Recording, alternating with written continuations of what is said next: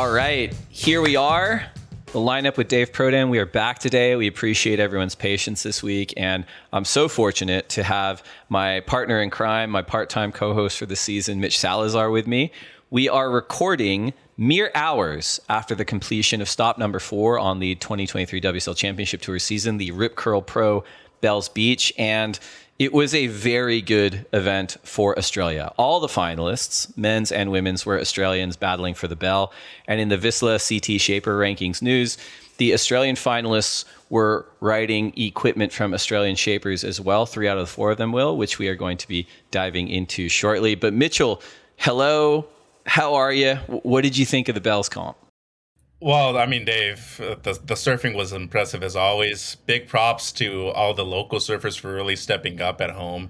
And obviously, I think we're seeing that local knowledge really play a factor into these 2 events that we have in the Australian leg, both Bells Beach and Margaret River, which will be the next CT event. But I just feel like they really were able to demonstrate why they're capable of winning this event and why they've won it so many times in the past, too. If you look at the former champions, Mark Richards on the men's side, Tyler Wright has won several times now, back-to-back in a row, and Sally Fitzgibbons has also won a multiple number of times, along with Stephanie Gilmore, too. So I just love seeing that. Great to see Ethan Ewing back on the podium, especially with the second win ever. And his second final, too. His conversion rate is great. I think we're going to see some things shake up in terms of the rankings going forward, Dave. I couldn't agree more. Full pressure cooker. And I loved your point about Australians showing up at Bells Beach. I think we're going to get into that a little later in the podcast too, but it's been a minute for them. And there's so many good calls from the commentary team on broadcast. And I think it was maybe Ronnie Blakey who said something about Ethan Ewing that, and it's a huge compliment, was saying that, Ethan's approach, like, he is kind of everyone's favorite surfer of the tour surfers. Yeah. Like the CT surfers go, who's your favorite surfer? They're like Ethan. And he said something to the effect of he's developing such an iconic approach and style that he's elevating kind of into that Curran space of like, you could be squinting, it could be very fuzzy, but you can just see where the arms are, see where the legs are, see how the person's moving across the water and be like, that's Tom Curran. And Ronnie's point was like, man, Ethan is getting to that stage, which is really, really wild when you consider how good the talent is on tour. Well, and how young he is too. We're talking about somebody in his early to mid-20s. He's 24, going on 25. And we had seen him fall off tour before, after his rookie season. And I remember that season, he was dropping 9s almost every heat, but he just wasn't able to back that thing up. Now it's the complete opposite. If you look in most of his heats, he's converting waves that are 7s and are 8s, but he's waiting for the best waves in these 35-minute heats. So his patience is there. He's obviously showing that he's maturing a lot more, and he's capable of winning events. He's won an event last season, and now within stop number 4, he's already got his first event win this season too, Dave. Absolutely. And then enough cannot be said about Tyler Wright, going back-to-back at Bells, as you said. And she looked untouchable, both physically and mentally, just looked so sharp. And I thought a lot of the other women battling against her, Molly, Steph, Carissa, a lot of the other women at the pointy end of the draw looked awesome as well, both at Bells and at Winky Pop. But Tyler just elevated. So we're going to get into it. We are going to start today's podcast with our celebrated segment, Winners and Losers from the Rip Curl Pro Bells Beach. And I told producer extraordinaire Miguel Clemente we should get like a lineup coin and flip to see if we're going to do winners or losers first, but maybe we'll do that next time. We're going to start with our losers. And Mitch, why don't you go first? Who's your first of 3 losers from the Rip Curl Pro Bells Beach? Yeah, so I'm going to go with Jack Robinson in this case. He was leading the rankings going into the event. Obviously, a really hard event in terms of prediction. The forecast is always difficult at Bells. Easter weekend, there could be a lot of bad weather, and there was. Started the event off at Winky Pop, surfed well over there. Leandro had a good game plan going into Bells when it was big and stormy, but he ends up losing to Xavier Huxtable, the local surfer that got a trials win, made it into the main event, and scrapped his way through into the round of 16. So we're seeing young talent develop out of that region in Victoria, in Australia. We're talking about one of the premier surfers in the world in Jack Robinson, who had an opportunity to capitalize on the first place spot that he's been holding since Pipeline, and now loses it to Joao Chianca, given it's only a couple 100 points that he's losing out to Joao in terms of the lead of the rankings. but that's still the lead. Mentally going into home, that would have been the best thing for him. What about you, Dave? What's your first one? Well, just before we get to my first one, I think that's such a great pick. And, everyone always says, Bells Beach, it is psychologically taxing. They say, this is, you get 4 seasons in a single day down in Victoria, and, there's tide, there's wind, there's swell direction, there's different venues. And for someone like Jack, who has really proven himself over the last 18 to 24 months, is arguably like the sharpest psychological surfer on tour, it is surprising that he bowed out earlier than he thought. But, who knows? That might be a little bit of a silver lining where he can fly a little bit under the radar going to home, as opposed to having to wear the brunt of the media responsibilities and all the attention as the front runner. But we'll see. I love the pick, though. My first loser is not going to be too surprising. I've actually gotten a ton of comments about me going back to the well on this throughout our podcast, but La Nina is my first loser. It's gross. It's been a perpetual villain for me this season, both personally and professionally. Yep. And I think it's worth highlighting, though, because there have been a few comments about, well, guys, can't you extend windows, or are you holding events at the right time of year? And I do think it's good to address that because it's good to reiterate, like, the WSL's business is the world's best surfing. That's what we strive to deliver. And, do we always get it right? No, I don't think so. But that's always the intent. And as part of that, the philosophy that Wayne Rabbit Bartholomew laid down of world's best surfers, world's best waves is a key element in designing our tours. Of course, that element, it's balanced alongside audience and commercial and media interests, as well as government support and a few other things. But to that end, though, I think the CT calendar and the CS calendar that we have in place is designed to take maximum advantage of the best waves in the best wave seasons for those venues. And I do believe, our tours and competition team, as well as their collaboration with global surf forecasters, that they've got it right. Of course, just because you plan for it to be right doesn't always make it so when it comes to Mother Nature. And, with abnormal weather seasons like the one we've had in 2023, it's been challenging. That said, we were talking about before the podcast, it does feel like we're breaking a little bit out of whatever seasonal cycle we've been in, even over the last week. So we'll see what's to come of that. But yeah, as far as losers go, I'm going to stick with La Nina is my first loser for this one. It's a good pick, and luckily for us here in the Northern Hemisphere, we can definitely feel spring coming around the corner. It's getting a lot warmer. The waves are coming now from the south, so we should be having something good soon.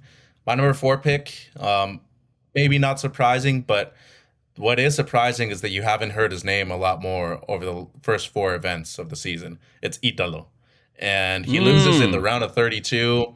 This is a former champion, the last goofy footer to win this event at the Rip Curl Pro Bells Beach in 2018.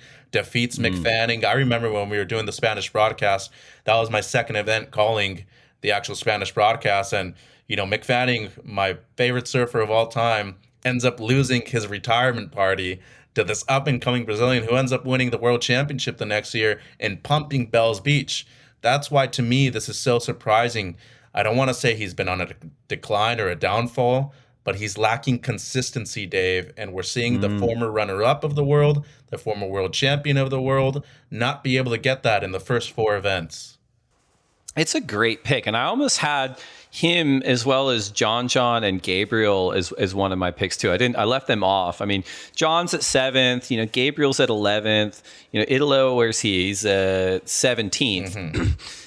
These are world champions. These are world beaters, and they just haven't yet had like a huge breakout result. Still early in the season, but I've been surprised as well. But I think it's a great pick. My second loser coming out of the Rip Curl Pro Bells Beach is not so much a loser as opposed to like a lookout, but heading into the final event of the year before mid-season relegation, we have 9 surfers currently below the cut line who have won CT events in the past. Of course, there's more surfers below the cut line, but 9 of them are CT winners. On the women's side, you've got Brisa Hennessy, Sally Fitzgibbons, Courtney Conlog, Lakey Peterson, and the injured Joanne DeFay. And on the men's side, you've got Miguel Pupo, Kelly Slater, Baron Mamiya, and the injured Jadson Andre. Now, why does this matter beyond the obvious? Well, to crib a line from the immortal 1988 film Young Guns, the character of Charlie Bowder says, "Regulators, We regulate any stealing of his property, and we're damn good too. But you can't be any geek off the street. You've got to be handy with the steel, if you know what I mean. Earn your keep. My point is, if you've won a CT event before, which let's face it, it's incredibly rare to even make the CT, let alone win one once you're there, you aren't just any geek off the street. And that means that these hitters are going to contribute to an absolute assassin's ball in WA. It is going to be something to watch. And if you're anywhere near the relegation line, look out. I like it. And I love that you're bringing Western talk into this too. Star Wars is probably one of my favorite movies of all time. I mean, the original trilogy, the original Star Wars, Empire Strikes Back, and Return of the Jedi, my personal favorite. But talking about Westerns, you got to be able to put up or shut up. And I think that's what happened here at Bells Beach. There were a lot of people going into this event thinking, okay, mid-year cut, I'm able to do this. And that's actually my third loser, are the mid-tier surfers. These people did not step up to what they needed to do. And I think there are several people, such as Seth Moniz, was not able to get a good result, even on the women's side, too.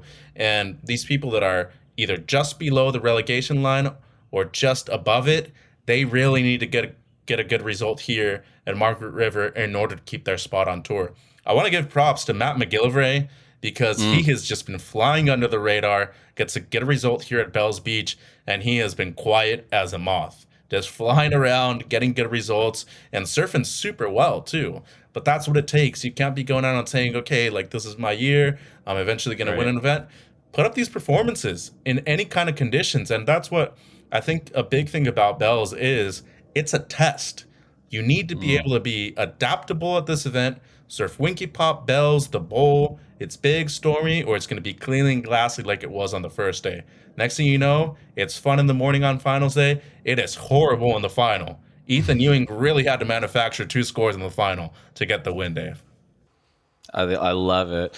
My third loser coming out of Bells Beach is frankly probably anyone who still fundamentally and exclusively advocates for surfing very, very short shortboards in places like Bells. Now, look, I'm not one to say they don't work. There are great surfers that can absolutely make them work. But I think the consistent thing we saw from the surfers was that longer the better. And perhaps that wasn't any more apparent than when elder gods Tom Curran and Mark Occhilupo paddled out for their heritage heat.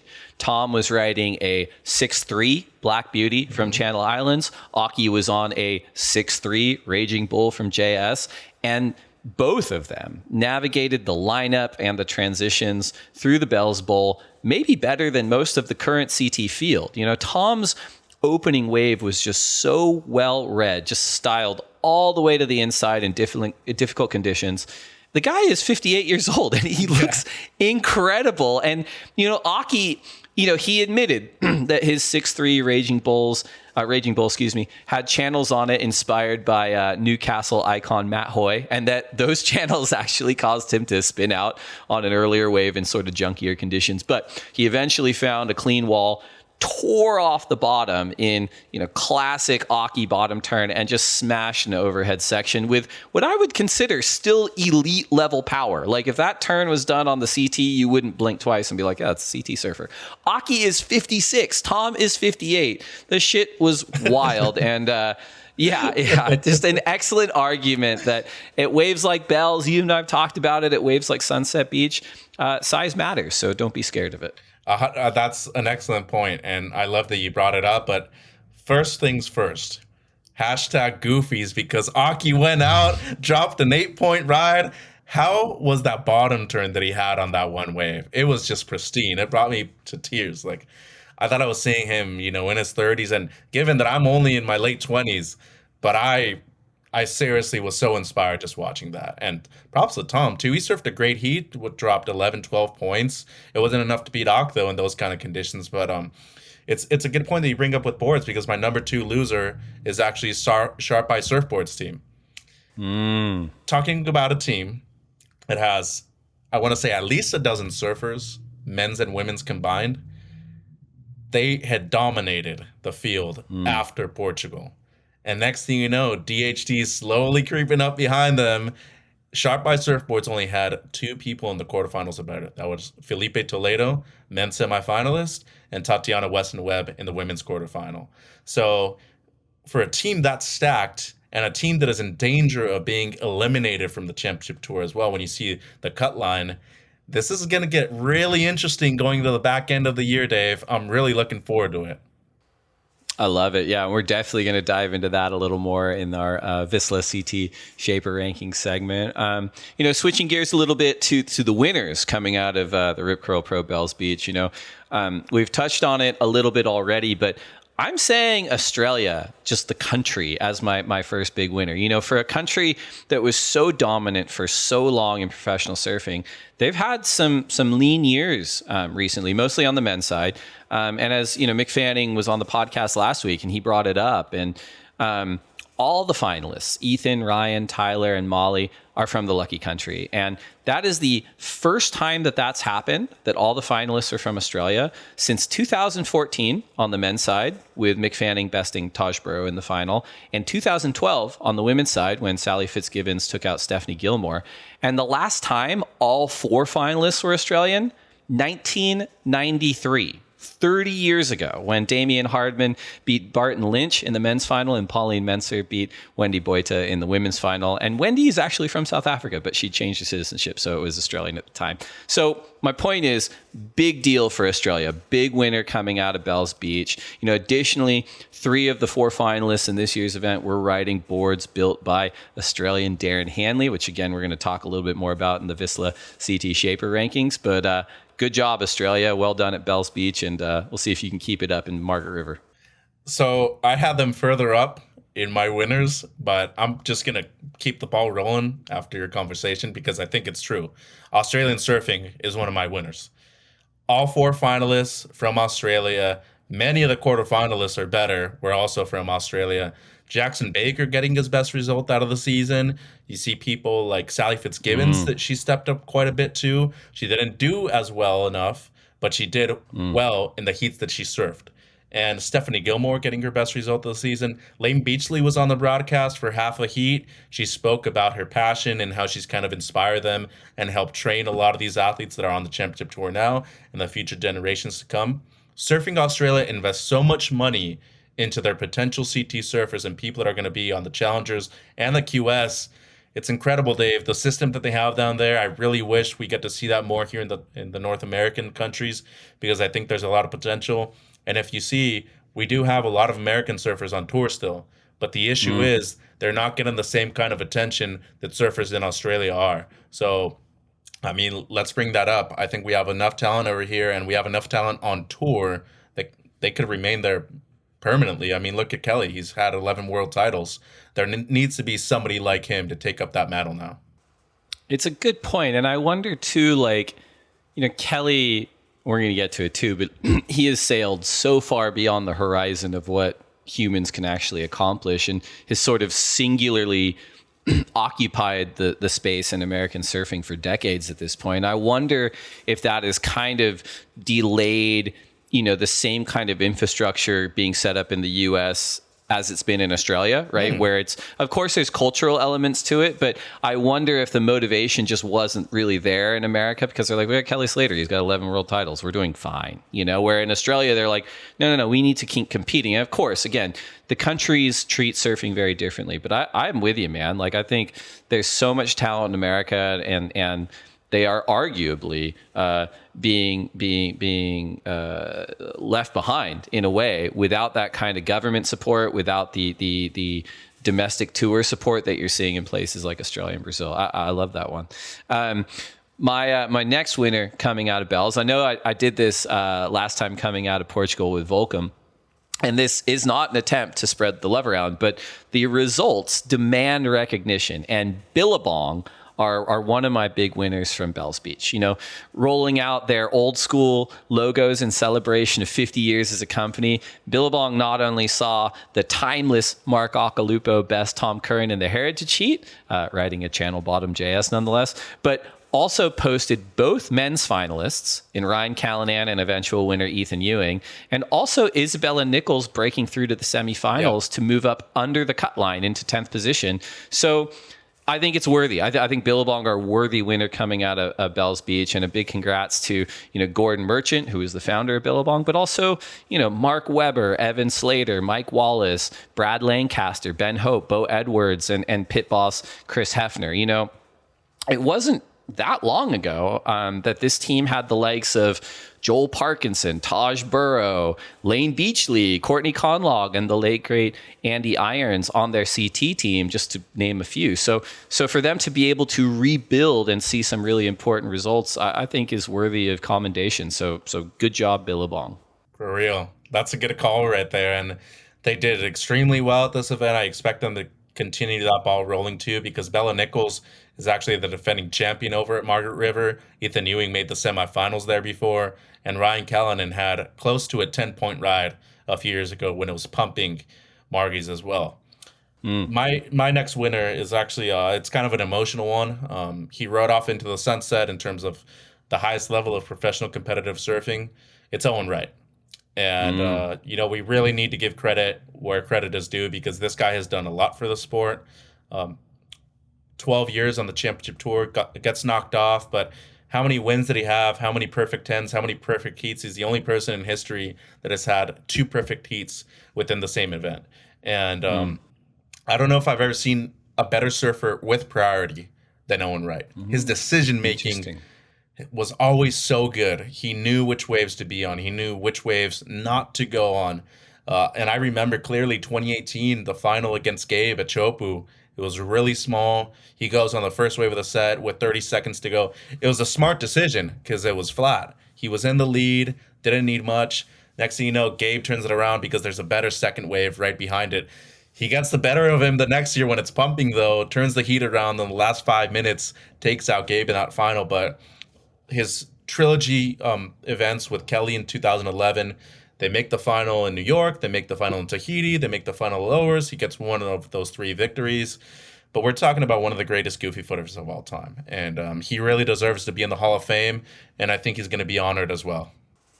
It's such a good call. I don't really have anything to add. I thought you nailed it. I will say that I had the good fortune of being on tour when he was coming up, and I think the year was 2009. And he got a few wild card spots, and he was kind of coming up at a similar time as Jordy and Owen and Dane and Julian. There was a ton of excitement about their potential, and a lot of them were getting sort of sponsor wild cards. So like Owen would get one into Bells, he'd get one into the Search event in Portugal. Like Julian was riding for Quicksilver at the time, he'd get one into the Quicksilver Pro France. And because they were wild cards, and because it was at that time in the sport's history, they would all draw Kelly, because Kelly was the number 1 seed, and they were all amazing surfers. But the thing that stood out to me about Owen, he was so unflinching in the face of Kelly Slater, to the point that I think he was undefeated against Kelly as a wild card at Bells and in Portugal.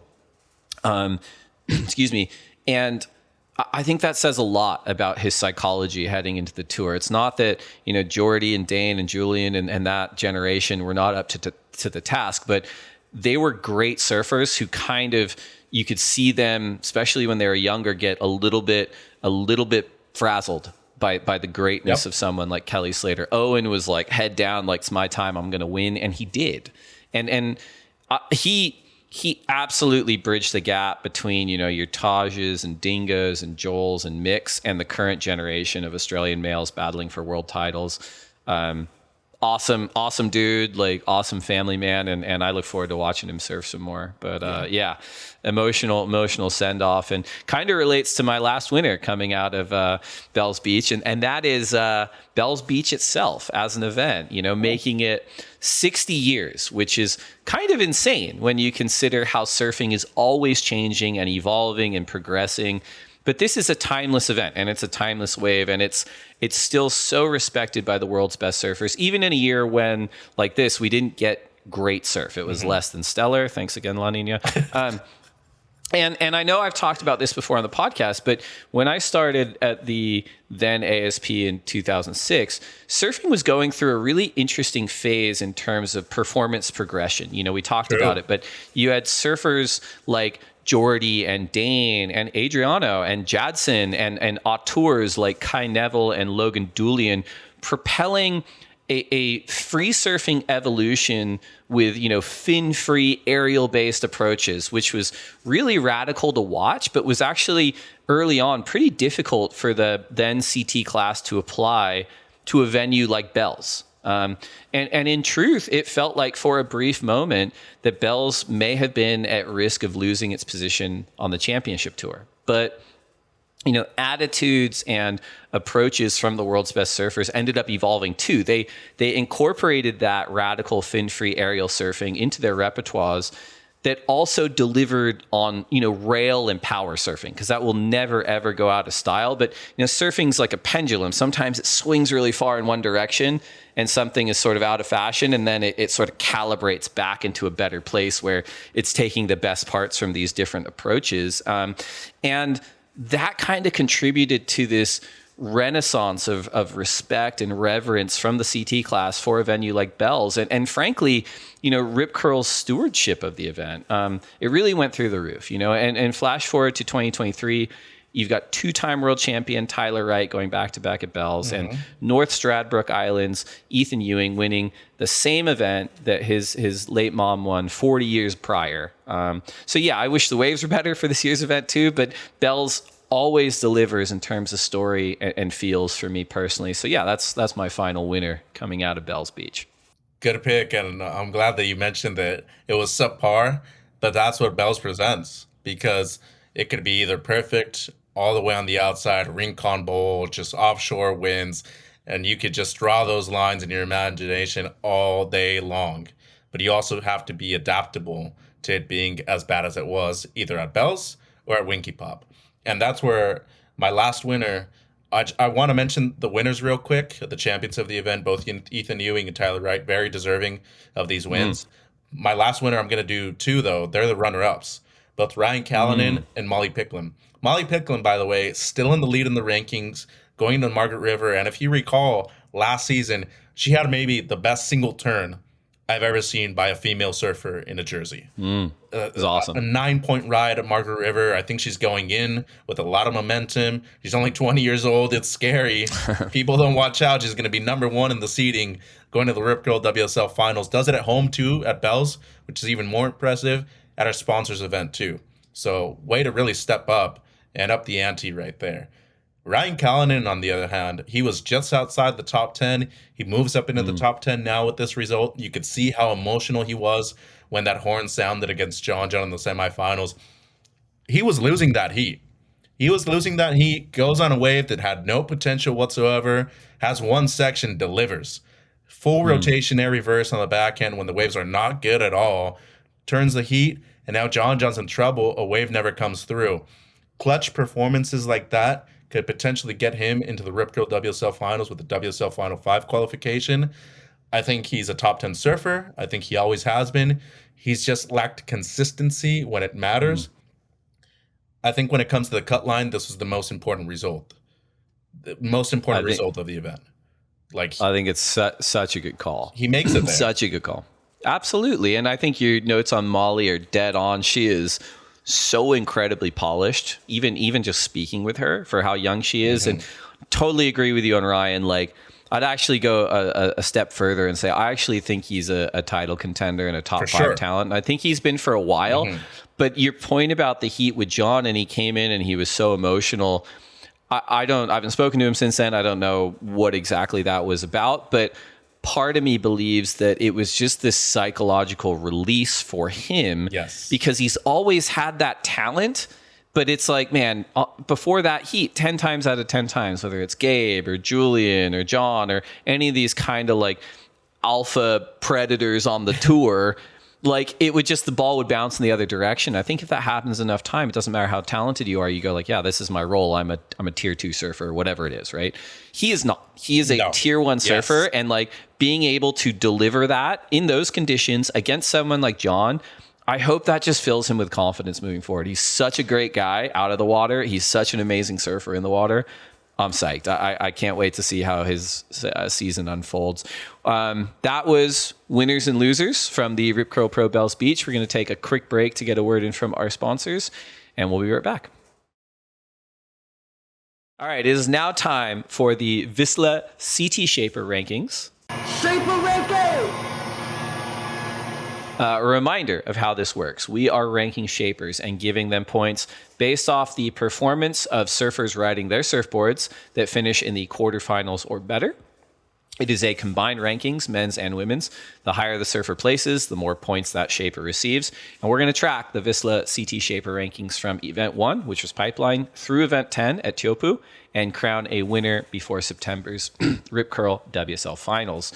So, when the dust had settled on the Vissla CT Shaper Rankings post Rip Curl Pro Bells Beach, Marcio Zuvi and the Sharp Eye team have retained their lead over the board builder field, but Darren Handley and the DHD crew made up massive ground at Bells Beach with a ton of finalists and semifinalists, made a significant points haul, bringing them to number 2 on the rankings, a scant 2,680 points shy of the current frontrunner in Sharp Eye. Rounding out the current top 5 are Mayhem in 3rd, Channel Islands in 4th, and Paizel in 5th.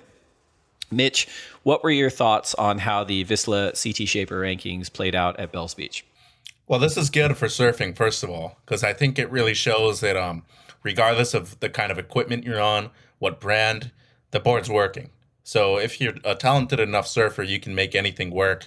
And I think the performances of both John Florence, semifinalists on the men's side, and the women's champion, Tyler Wright, going back-to-back here at Bells Beach, really demonstrated that Paizel's work in any kind of conditions, whether pumping surf or deteriorating surf like it was on finals day. On the other side, DHD stepped up to the plate right here. Isabella Nichols, Stephanie Gilmore, also another semifinalist, Molly Picklum, women's finalist right there, and the men's champion, Ethan Ewing, as well. So big props to them.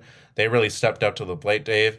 And it's good to see an Australian brand have some recognition right there, too, because I think that Darren Hanley's been an underrated shaper his whole career. Obviously, Mick Fanning was riding those boards for the majority of his career when he won all 3 world titles. So good to see them back up in number 2. I love it. And, we talked about this last time on the podcast, but before Bells, we had Hawaiian Seth Moniz posted a very heartfelt tribute to the Tokoro Shaping family for building his boards for many, many years. And then he teased he'd be announcing where he'd be going very soon. You and I speculated where that would be. You said Sharp Eye, which I was skeptical of because they have the largest team on tour by a country mile. But you were right. And I'm not saying it's bananas that you were right. I'm saying the whole thing strikes me as bananas. And Mick Fanning and I know I've referenced it already, but he brought it up on the podcast last week as well. And I was asking him, not to be disrespectful, but like, was there a kind of lemming mentality around who had the hot hand with surfboards when he was competing on tour? And he said, absolutely. He cited that when he was on tour, Channel Islands was so dominant with Kelly, Rob, Taylor, Bobby. Everyone was looking to get on those boards. And he then even went on to admit that Sharp Eye is currently in the driver's seat, and he himself actually tried one of New Zealand's Billy Stearman's a few weeks back at D-Ball, and even though the board was way too small for him, he's like, man, it went really, really well. And I'm like, that tracks. That's what everyone's saying. So, yeah, Sharp Eye is still very much in the driver's seat, and Mitch, good call on where Seth was going to end up. Well, I mean, I didn't, necessarily think it was obvious, but I just think that a lot of surfers are gravitating towards the fact that the highest seeded surfers are getting results on those boards, and they just want to replicate those kind of performances themselves. I think nowadays, though, you really just want to have a good relationship with their shaper. Seth had that with Wade, but it just seems like he felt on a personal level, without getting a win or these big results in the last year and a half, Dave, he just needed to have a change. That's perfectly fine. Sometimes you need change in your life. As long as it's not dramatic change, it'll probably elevate your game. I think the Channel Islands is on the resurgence, though. I just got a brand new CI, Britt Merrick and Brent Power. I appreciate you guys very much. They gave me a happy every day. Things lovely. Love it very much. But Joao Chianca, current men's leader, on a CI board. Jackson Baker made the quarterfinals. He's also on a CI board. They have Lakey Peterson on the women's side. I feel like they're getting a resurgence, first of all. But don't forget about Mayhem having quite a good amount of surfers on tour. I think that Pizel will have a sudden resurgence too, especially if both John and Tyler Wright will be doing well in the latter part of the season. I also like their odds with the surfers on the QS and the challengers, such as Nolan Raposa. He's coming up, and I think he has a good shot of qualifying within the next year or two. What happens now is that we need to be looking at the surfers that only ride for a shaper that has one surfer on tour, such as Sparrow with Callum Robson. He also rode DHDs, but really the boats that he gets the most are Sparrows. So I'm interested to see what's going to happen with that going into the last event of Margaret River, because it's now or never for some surfers. Right. Well, and you made this point earlier too, post-relegation, when both fields are reduced by a third, for any of those shapers that maybe have one or two surfers only, it may level the playing field a little bit post-relegation, right? Where some of those super teams who have, double-digit team riders might be reduced significantly and reducing the probability that they're going to get those results. So we'll see what happens. I think it's a good point you made. Other kind of odds and ends, through the lens of the Vissla CT Shaper rankings at Bells, we saw Kanoa Igarashi pull out an old TNC Pang for the big day when he defeated Kelly Slater. Slater himself was riding Woo surfboard shape out of Indonesia under his Slater Designs label. And JS, go on, no, hit me. How trippy is that, though? That he's riding weird. a board that was shaped in Indo for Bells. I'm just like, that's just me, but I don't know. We could dedicate an entire segment. Maybe we can pull him on, or Travely or someone, because his approach to building out a stable of shapers, of world-class shapers under Slater Designs, has been really interesting. Obviously, he's done work with Daniel Thompson, Tomo Surfboards out of Australia, but then Dan Mankind out of San Diego, Woo Surfboards out of Indonesia. He's done stuff with Weber, Takoro. He kind of... more power to him in his position. Be like, yeah, I can work with anyone, and I can bring them in, and we can collab on these designs under the Slater Designs label, and maybe we'll see more of that in the future. Another interesting thing I noted from Bells was Jason Stevenson, one of the most celebrated high performance shapers of all time, is finally on the Vissla CT Shaper rankings board with Ryan Callanan's runner-up finish, and JS has been virtually absent from the winner's dais in recent seasons.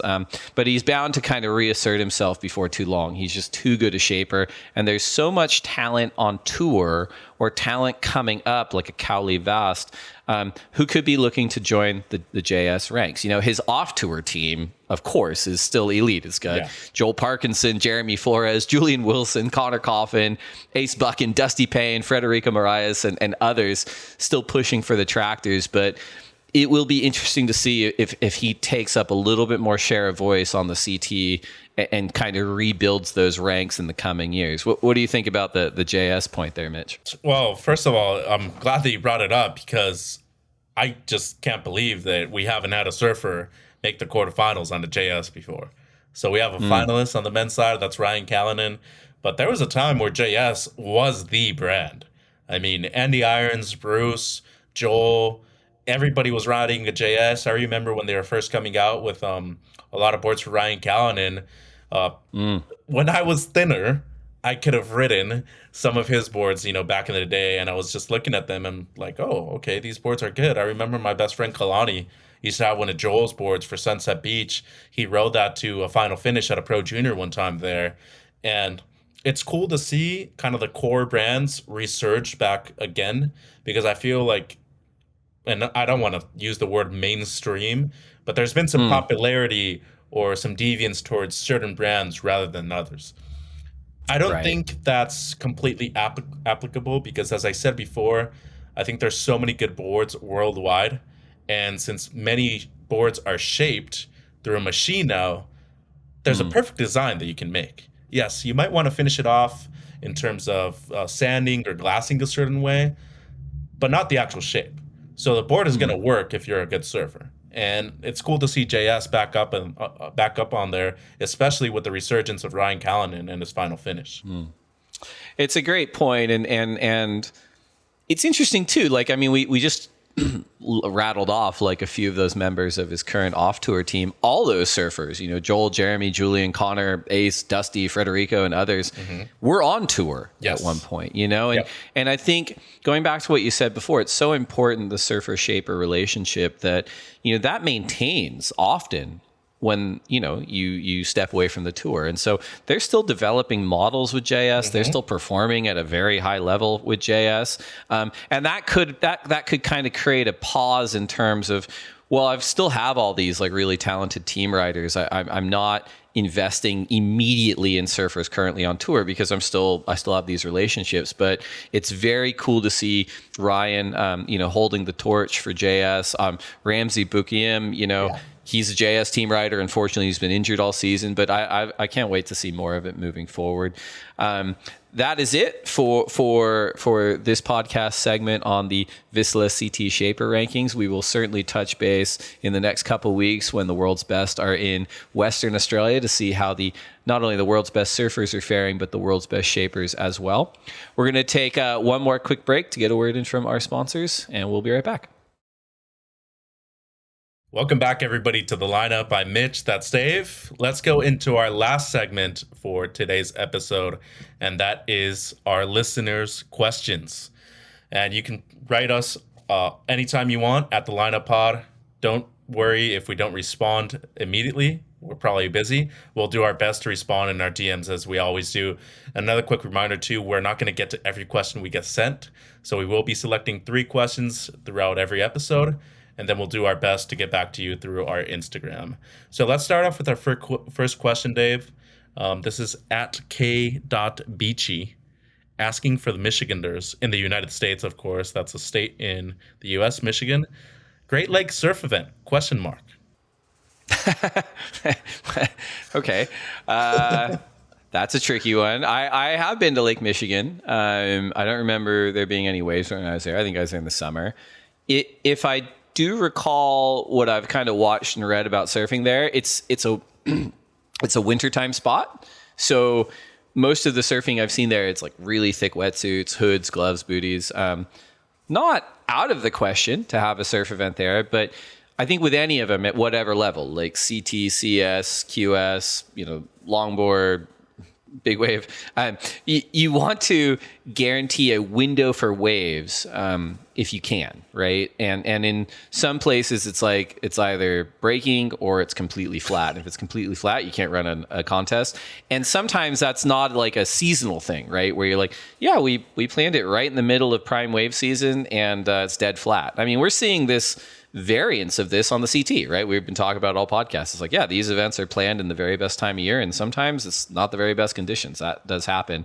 And then that scales down to places like Lake Michigan, where it's like, this is surfable, maybe even contestable, or it's not, right? So I'm not sure how predictable or consistent the waves are on the Great Lakes. I'd be interested, though, like if any of our listeners had more information, hit us up at the lineup pod. But Mitch, what about you? Have you ever been to that part of the country, and have you ever surfed there? I haven't yet. I'd love to go to Chicago or that area, you know, Michigan or Milwaukee and Wisconsin, especially as a huge baseball fan. I want to go visit every stadium that there is in Major League Baseball. But my answer is no. I think a day specialty event would be cool if there are waves.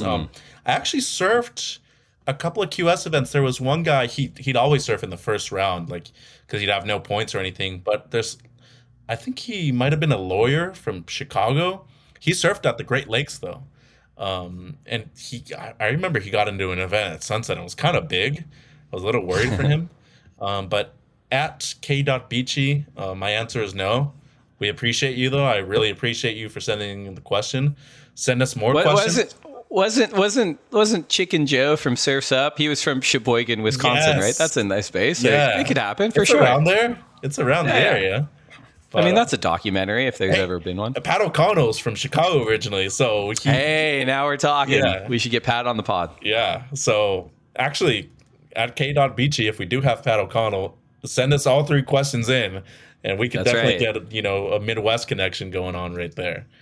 Eddie Vedder, he's a Chicago guy, right? Eddie Vedder is too. I think he's from. I'll probably fuck that up. Maybe he's from Chicago. Here, ask the next question. I'm going to look it up. Hey, he rips though. Eddie Vedder rips. Our second question at Norbel R. What are your thoughts on wildcard so far, especially Carlos Munoz? Ooh, good question, Dave. Oh, Carlos Munoz. Oh, just real quick to follow up. Eddie Vedder is from Evanston, Illinois. I think that's around there. That's cool. I mean, Chicago right metropolitan area, right? Yeah, exactly, right? Okay, back to the question. So at Norbel R, thank you for the question. Carlos, I think Carlos has been in a pretty difficult spot this year, as a wild card or a replacement surfer, which is what Carlos has been at Sunset, Portugal, and Bells.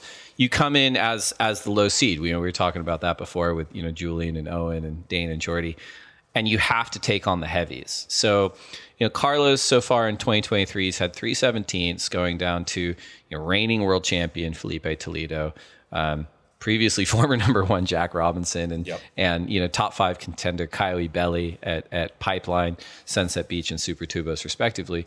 And then he clocked a 33rd at Bells, going down in the elimination round to Kelly Slater and Connor O'Leary. So for Carlos, he's currently rated 30th on the CT heading into Margaret River.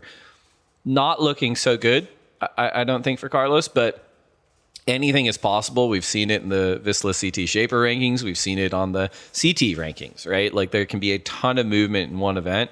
He has a huge uphill battle in Western Australia, but I think anyone that makes the tour is worthy of consideration. What about you, Mitch? What do you think about Carlos? It's a good question, and we appreciate it because I think these questions are the ones that are very relevant for the storylines that we have since last year, just because of the mid-year cut. Like wildcard performances are even much more impactful now because you lose early out in one event in the first 5, that's already a throwaway for you. So you can't be doing that even as a high seed. So at Norbel R, thank you. I think this year they've been up and down. I don't want to say that they've been extremely impressive. And as you said, Carlos is a replacement surfer. He did qualify.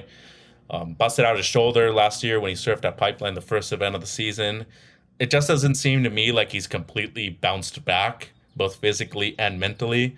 I'm a good friend of his. I traveled with him doing the QS, both Latin American. I don't see him making the cut, first of all. And I see him doing the Challengers again. I don't think he's going to requalify for the Championship Tour, though. It just doesn't seem like he's in that gear. He doesn't have the same kind of drive. And I'm not saying it in a disrespectful way whatsoever. No, of course, yeah. Talented. But I just think that the dogs, the DAWGS, by the way, not DOGS. We got some dogs up there on the CS right now. There's some up-and-comers that are just hungry to get there. And I think the performances of Xavier Huxtable and of Morgan Sibilic, too, at the Rip Curl Pro Bells Beach, were very impressive because, first of all, Morgan Sibilic was number 5 in the world in 2021.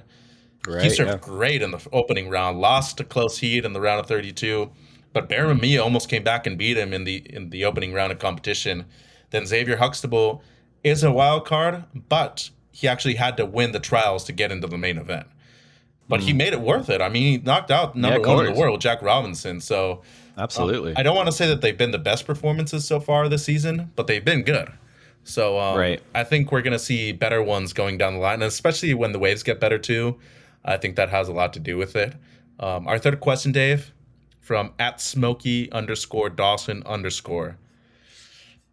This is going to be an interesting answer because the question is, it's up there. Hey guys, do you think Kelly will make the cut? I feel like producer Miguel should just bleep out the next 5 minutes of discussion for our own employment safety. But I'll take a run at it. I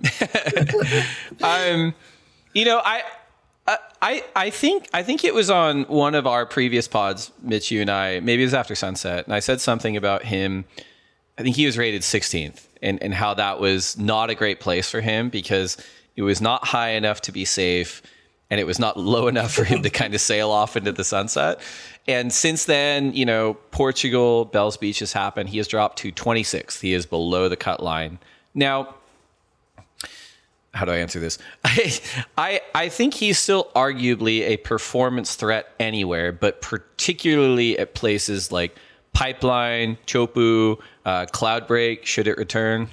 But elsewhere, I think we've seen him struggle in recent years. And maybe that's injury based. After he got rolled out at Bells, he said he'd been injured since Bells last year.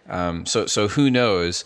But that said, I'll temper that answer with something that came up, talking about Kelly with someone else the other day, and it was kind of a related topic. And I was telling them, when I started working here, it was 2005, 2006, Kelly Slater had already achieved more than most athletes in any sport. And I was particularly aware of this because there were just endless conversations about how there was no model, like there was no figure in any other sport or entertainment property or any other discipline which we could use as a case study when we were treating him like for, marketing or PR or whatever it was. So it wasn't like we could go to him and be like, you need to do X, Y, and Z because you're, in the same track as this person, and that's what they did and that worked, and they did this and that didn't work, so we're not going to do that. There's just nothing like that. Like the point is, he'd already at that point sailed beyond the horizon of human potential, and that was before he did what he did from like 26 to now. So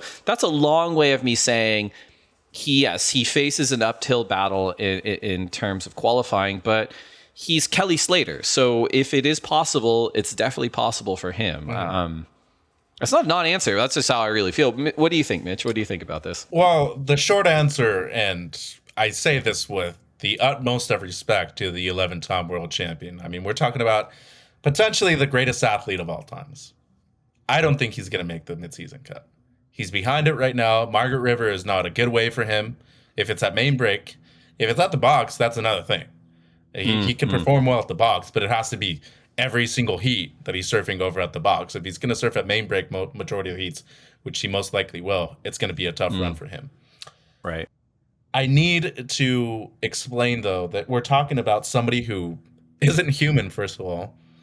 He surfed against at least four generations on the championship tour. He surfed against parents and now their kids. It's crazy. He's been on tour for 33 years. He had to battle against some of the greatest surfers of all time. 3-time world champion Mick Fanning, 3-time world champion Andy Irons, Tom Curran, Aki. Those guys were both in the heritage heat. They're in their late 50s. Kelly is 51. He is still on the championship tour. And as you said, if the waves are pumping, he's probably going to deliver good performances. And that also means that his motivation is higher, too. You think he's going to want to paddle out a 2-foot Huntington Beach? He's probably saying, hell no. I got better things to do. I could go golf with my buddies. I'll text Tom Brady right now and be like, hey, you want to go to the golf course? Let's hit up some 18 holes. He could join you and me on the podcast. He could. If he wanted to. I don't think we can afford him, though, in terms of the pricing. But we both do it for free. That's how it goes. my point is that if he does make the midseason cut, his one goal and his one motivation going into 2024 is to make the Olympic Games in Paris. That's really the only thing that he's holding on to. He wants to surf in Tahiti. He wanted to go to Tokyo, but he has a much better shot of getting a medal at Paris 2024. And we all know it. If Chopu's pumping, he's the guy to beat. And he really is. He's going to be dangerous out there. I just don't think he has what it takes right now to make the cut with one event to go, Dave. It's a good point. And as you're talking, and I co-sign everything you said. He's been on the CT for what, 33 years? He's never, ever fallen off. He has stepped away, but he has never been put in a position where he didn't have the performances or the results to continue on. We are seeing Western Australia will be the most unique experience from that respect, right? Where it's like, here's the greatest surfer, arguably the greatest athlete of all time with his back against the wall. He has all the, he's forgotten more than most world champions will ever learn about competitive surfing. Like that's who he is, right? And he could just be like a cornered animal where it's like, man, he could be amazing at main break just because he's digging so deep and viscerally wants to stay on tour. But also he could just come up against it and be like, I didn't have it, and the CT class took it from me. But let's speculate a little bit. Like if he does not make the cut, what are the options? He's certainly eligible for the WSL wildcard based on his past performance.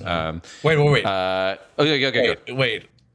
Are you saying for the full year or for one event or two? Yeah. I mean, theoretically, any of us, you and I included, producer Miguel, any of our listeners are eligible for the 2024 Tours and Competition wildcard. Often it's given to injured surfers because that's usually the most valid case, but anyone can apply. We could apply. So theoretically, Kelly is eligible for that, right? And if you were given it, that basically the Tours and Competition Office would say, okay, yeah, of course, you are the 11-time world champion. Based on the other candidates who have applied for this, you get it, right? And if that is the case, then he also has the opportunity to surf post-relegation in the back 5 events of this CT, which, as you pointed out, would help his campaign towards the Paris 2024 games. That's an option. He could say, no, I don't want that, but I do want to come back on tour. I'm going to go to the Challenger Series. Stranger things have happened. I mean, it's Magic May at Snapper Rocks. He's very, very good there. He might want to do that. Like you, I kind of wouldn't expect he'd want to do all the Challenger Series events and kind of campaign to get onto the CT. Who knows? Or he could just say, look, like I'm still injured. I'm going to take some time and think about it. It's interesting. I don't know. What do you think? In the event that he doesn't make the cut, what do you think he's going to do? Look, I think the best thing for him would just be to say, hey, I'm done. I want to go enjoy my life free surfing. I have my brand. I have the surf ranch. I have a million other things going on in my life. I have a beautiful girlfriend that loves me. I love her. He's done everything. Like he doesn't like, and I'm just saying this as somebody who's worked both professionally, competed professionally, and as a fan. You don't need validation of an Olympic medal to like. No, I know you want it. I know you want it because you want to say that you did that. But I don't think that people are just going to say, hey, like, I value you way more because you went out and won a gold medal or silver or bronze. Like, I don't think that's true. You've done everything. No. You proved everything. Dude, you've been the best surfer in the world for 30 plus years. Like, is that really what you're holding on to? Or is it just an underlying thing that, okay, like, this is going to extend my career if I do it? So, like, I think we just have to face the facts and say, like, hey, like, there's just better surfers than you right now that are willing to take it more seriously on the championship tour. And that's what happened with Jack Robinson. He is so focused right now that he doesn't want to lose sight of being number 1 in the world. So I just don't think Kelly has that one drive in him anymore. It's a really good point. Like, and I would even go a step further to say that, like, you know, Kelly Slater winning a CT event in Tahiti, which he has done multiple times, clearly harder than winning Olympic gold. Like, I mean, it's just the field is radically harder, 100%.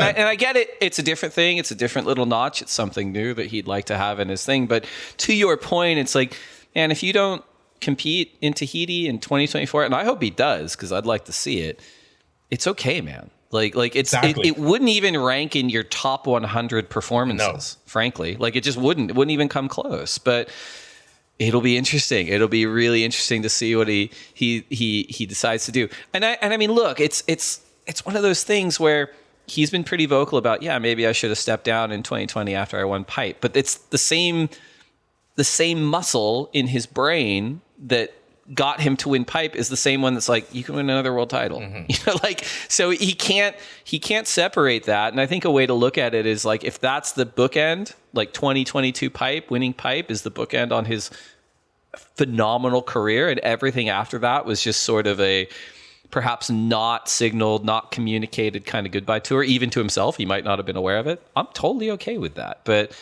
yeah, either way, I'm excited to see him surf more. And first, we're going to get to see him surf in the Western Australia Margaret River Pro. Well, and I'm excited about it. Let's sell that too, because as part of the broadcast team, I don't think we've sold this enough.